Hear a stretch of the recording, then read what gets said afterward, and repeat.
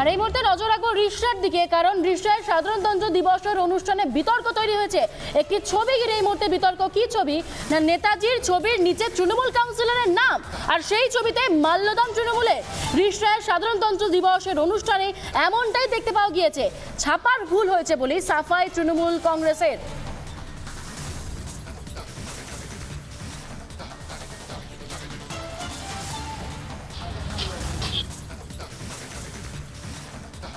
তবে কিন্তু এটা প্রিন্টিং মিস্টেক বলে ওটাকে করা যাবে, কিন্তু প্রচারক বলে একটা লিখে দিতেন তবে খুব ভালো হতো। লোহা প্রণাম দিয়ে নিচে প্রচারক বলে লেখা যায়। আমাদের যতটা আমরা প্রোগ্রাম করি বা ফ্ল্যাক্স তৈরি করি আমরা তার মধ্যে নিচে একটা লিখে দিই তার দ্বারা এটা সঞ্চালিত সৌজন্য বোধ বা ঠিকই আছে, কিন্তু এটা প্রিন্টিং মিস্টেক আমি বলতে পারবো।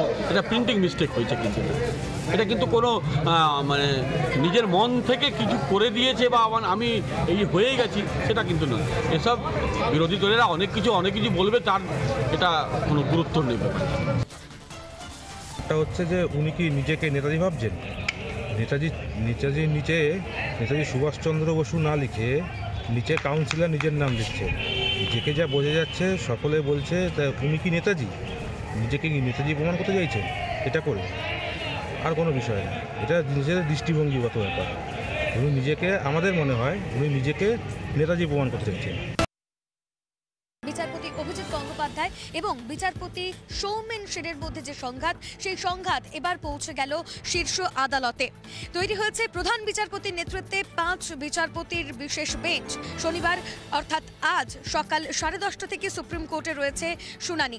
মেডিকেল কলেজে ভর্তি মামলায় সিবিআই তদন্তের নির্দেশ দিয়েছিলেন বিচারপতি গঙ্গোপাধ্যায়। বিচারপতি সেনের ডিভিশন বেঞ্চ সেই নির্দেশের উপরে প্রথমে স্থগিতাদেশ দেয়। এরপরেই সিবিআই এর দায়ের করা এফআইআর খারিজ করে দেওয়া হয়। ডিভিশন বেঞ্চের এই নির্দেশে প্রক্রিয়াগত ত্রুটি নিয়ে প্রশ্ন তোলেন বিচারপতি অভিজিৎ গঙ্গোপাধ্যায়। তিনি তার নির্দেশনামায় বিচারপতি সেন সম্পর্কে একাধিক অভিযোগ তোলেন। এমনকি বিচারপতি সেনের ডিভিশন বেঞ্চ যে নির্দেশ দিয়েছিল তাও তিনি কার্যকর হবে না বলে জানিয়ে দেন। প্রসঙ্গত, নিজের অর্ডার সুপ্রিম কোর্টের প্রধান বিচারপতির কাছে পাঠানোর নির্দেশ দিয়েছিলেন বিচারপতি অভিজিৎ গঙ্গোপাধ্যায় এবং আজ এই মামলার শুনানি রয়েছে সকাল 10:30টায়। ক্যামেরায় মোহিত শেঠের সঙ্গে রুমকিনের রিপাবলিক বাংলা, কলকাতা।